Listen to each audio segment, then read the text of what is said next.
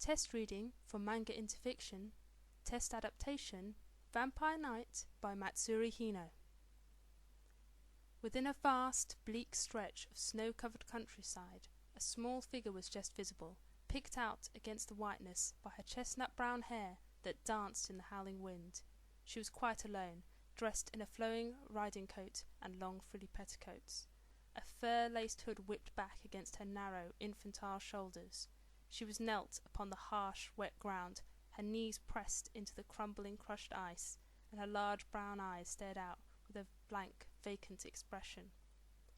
Holding out her numb hands before her, she let the thick, sodden material of her mittens grasp at the flakes of frost, and tried to scrabble together some meaning in her mind. Her thoughts came in an uncertain trickle. Her brain was a blank expanse as white and infinite as the scenery about her. She knew what the strange substance that was making her fingers sting was: cold, white, snow. But she struggled to grasp any meaning further from her situation. She simply let the snow melt in her hands, and then poured up more of it, absently. The snow was the only thing that she could see of her surroundings. The darkness of the night was separated into two parts by the light of this shallow moon, white and black. The snow, she knew, was the pure, cold whiteness in which she was surrounded. She tried to remember what was so pertinent about this pure whiteness, this stretch of ivory without a stain. What did it mean to be so white and untouched? What was the opposite of this? The vague image of a spreading red stain flickered through her mind as quickly and viciously as the blink of her eyelids. It sent an alien shudder through her body, although she could not remember what it meant. She tried to recall that dark, unpleasant redness and what it was, but her disordered thoughts were interrupted by the sudden sound of footsteps crunching in the snow. A dark, unknown figure was approaching. Opening her eyes slowly, the small girl saw that it was a middle-aged man with short flaxen hair, his face unshielded from the bitter weather. He seemed dressed warmly enough in a long overcoat with a large scarf, and looked completely unaffected by the wind that whistled all about him and the fresh snowflakes that circled in wild patterns. The small girl stared at him uncertainly, her wide brown eyes alert and confused. As the man drew closer, she saw that his skin was almost as white as the snow itself, but there was a flash in his eyes as he spoke that shot a harsh spike of terror through her small body. "Are you lost, little girl?" he murmured, in tones that might have been kind if they were not so clearly affected, and in any case distorted, by a clear, odd hunger, a neediness the small girl somehow recognized. Once again the girl, in the snow, saw the flash in his eyes, but this time it remained, and she saw clearly the violent crimson. She knew, with a sudden shock, what this man was. Not human, but a vampire.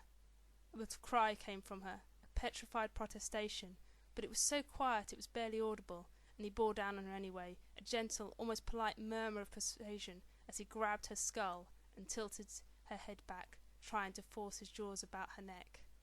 "No!" she cried out, louder, but he still showed no signs of heeding her. In a sudden rush of hot crimson and the sound of a terrible tearing, however, the small girl felt the man being pulled away from her. A young boy, a little older than herself, was standing, quite still, with his hand pulling back from the vampire's face. His hand currently resembled more of a claw, with the fingernails sharper than any human's could ever be, and it seemed as though he had sliced through the older vampire's throat in one swift movement. He watched calmly as the body fell to the ground, blood dripping from his fingers. Blood lashed all over his face too. He had cut into an artery which had sprouted blood wildly in those first few seconds of struggling. Dark auburn hair whipped about his bloody face as he stared down at the attacker. His own eyes were as red as the man's, but gleamed with a different kind of fervour, something like righteousness. "You are a disgrace to all vampires," he said to the dead monster, with something between cold imperiousness and a controlled rage.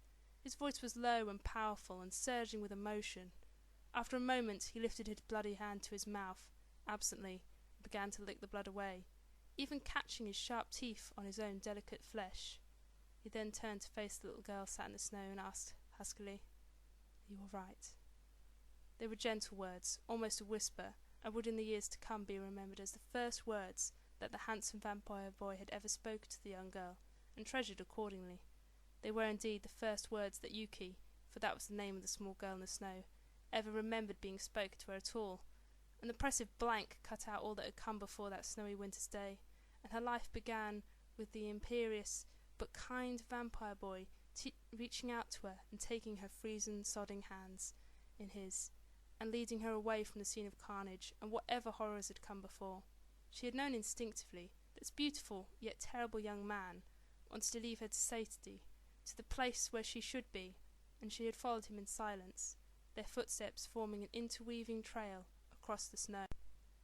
10 years later, the young girl from the snow was now a tall, willowy teenager who, having remembered the name Yuki, had also been given the surname Cross.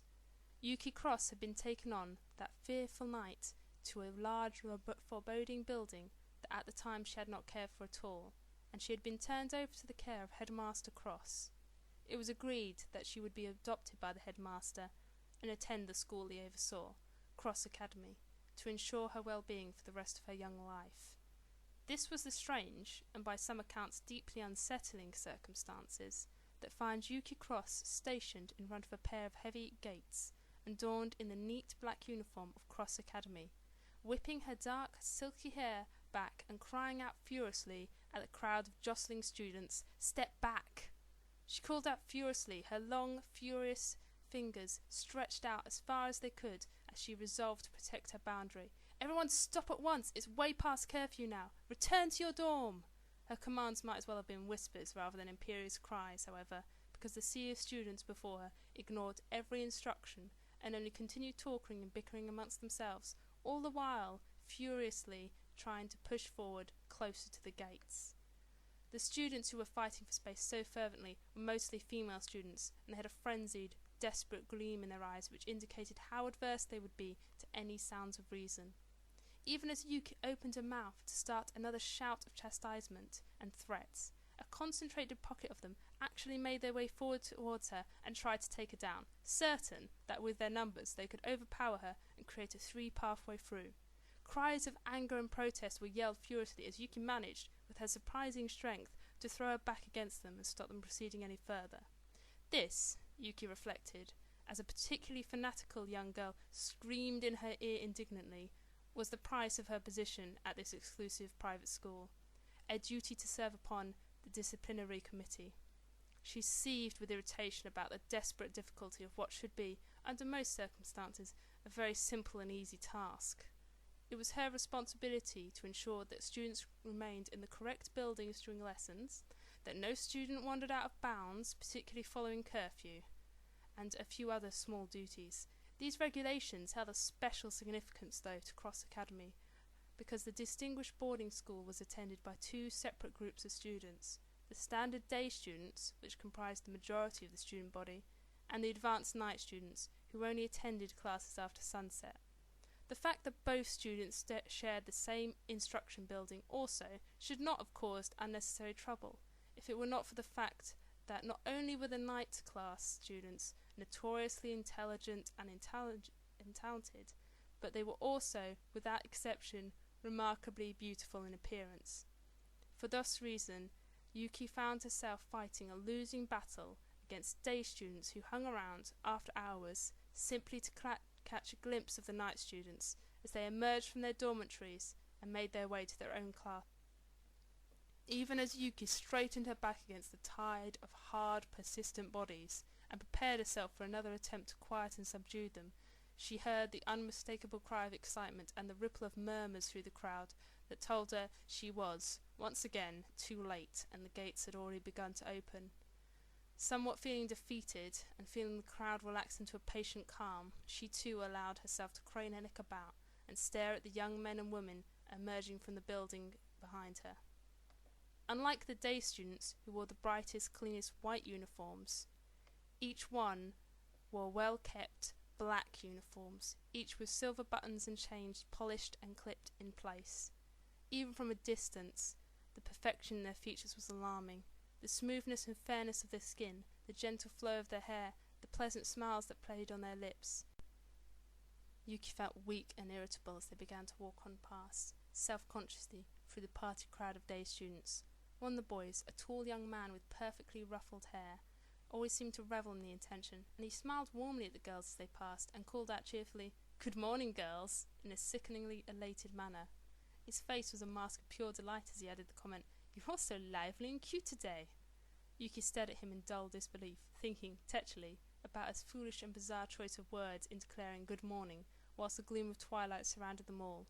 She had barely a moment to ponder this, however, before with a sudden, renewed surge of energy, the group of girls she had been endeavouring to restrain ran forward enthusiastically, even knocking her over in their haste.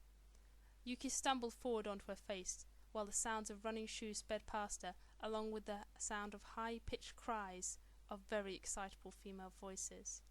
A firm, broad hand with slender fingers took hold of her shoulder, meaning to help her up, and as Yuki lifted her head, clenching her teeth together in shame, she found herself looking up into the face of Kanami Kuran. Deep brown eyes met hers with an indiscernible warmth and tenderness, while long, auburn hair played across his handsome face. "Are you all right, Yuki?" he asked, his question and tone echoing that one she had held in her heart, her most precious first memory. His voice was just as it had been on that snowy day so many years ago, except that it had deepened with age and gave a resonance even greater than it had before. Yuki flushed with a swelling of emotion as she stared up into the face of the vampire boy who had rescued her and brought her to this place when she was just a little girl, her beloved and her "Kaname," she breathed, startled and rapturous, feeling her blush creep steadily further across her face, presumably consuming her entire countenance. Kaname smiled at her fondly and told her, "Thank you for doing this every day." His comment brought Yuki back to her senses, reminding her of why she was there, the duty she was supposed to be fulfilling, and making her feel ashamed for losing control and ending up in such a defeated position. She was also aware of a small crowd forming loosely around her and the feeling of sharp, jealous gazes upon her back from classmates. She jumped to her feet sharply, attempted to brush the dust off her skirt, and burbled hastily, "I'm fine, thank you so much." She felt so foolish that she even reached up to try and push her hair back into place and blinked her eyes hard. Kanami wore an expression of amusement as he saw the dejected state of her features. "You always speak to me so formally," he commented in a forlorn voice. "It's so distant, it makes me feel a little lonely."